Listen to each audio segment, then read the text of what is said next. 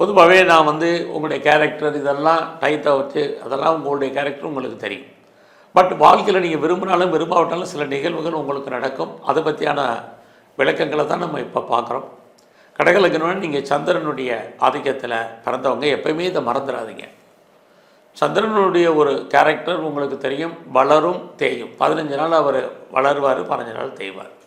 எப்பயுமே நம்முடைய லைஃப்பும் இதை ஒட்டி தான் இருந்துக்கிட்டே இருக்கும். இதை எப்பயும் நீங்கள் பேசிக்கலாக மறந்துடாங்க. ஒரு கிரகத்தினுடைய அம்சத்தில் நம்ம பிறக்கணும்னா அந்த கிரகத்தினுடைய குணாதிசயங்கள் நம்மளை அறிஞ்சோ அறியாமலோ விரும்பியோ விரும்பாமலையோ அது நம்ம வாழ்க்கையில் நம்மளே இயக்கி கொண்டே இருக்கும்.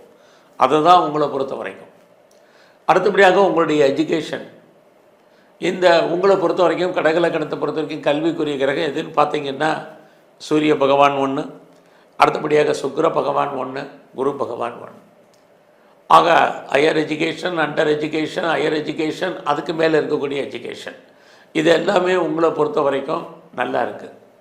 பட் உங்களுடைய எப்பயுமே தெரிஞ்சுங்க, உங்களுடைய 8ஆம் அதிபதியாக சனி இருக்கார். இந்த கடக லக்னம் கடகராசியில் பிறந்தவங்களுக்கு சனி இருந்தாலே வாழ்க்கையில் ஏதோ ஒரு விதத்தில் ஸ்ட்ரகிள், பிரச்சனை, போராட்டம். எதில்?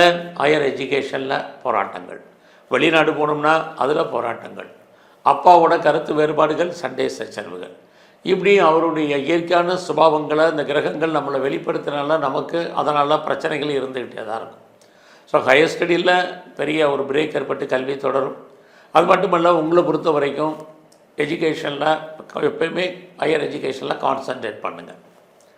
ஸோ வேலை வாய்ப்புகள் எப்படி இருக்கும்? Job opportunity. ஸோ நீங்கள் உங்களுடைய வேலைக்குரிய கிரகம் அப்படின்னு பார்த்தீங்கன்னா குரு, செவ்வாய்.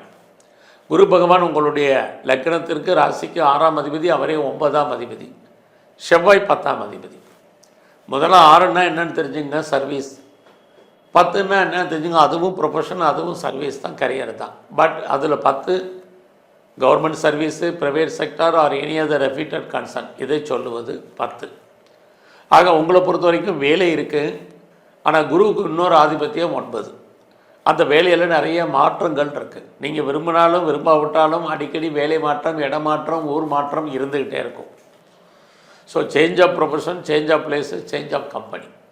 பட் உங்களை பொறுத்த வரைக்கும் ஒரு வேலையில் ஒரு பெரிய விஷயம் என்னென்னா, யாரெல்லாம் அதர் ஸ்டேட்டில் வேலை பார்க்கணுன்னு ஆசைப்பட்றீங்க, அதர் கண்ட்ரியில், அப்ராடில், ஆன்சைட்டுக்கு, இதுக்கெல்லாம் உங்களை பொறுத்த வரைக்கும் நிறைய பாசிபிலிட்டிஸ் நிறையா இருக்குது. நீங்கள் விரும்பினாலும் விரும்பாவிட்டாலும், நீங்கள் பிறந்த ஊரை விட்டு அடுத்த ஊரில் வேலைக்கு போகிறது, பிறந்த நாடை விட்டு அடுத்த நாட்டில் வேலைக்கு போகிறது, அங்கே சிட்டிசன்ஷிப் வாங்கிறது, இதெல்லாமே உங்களை பொறுத்த வரைக்கும் கெரியரில் நல்லா இருக்குது.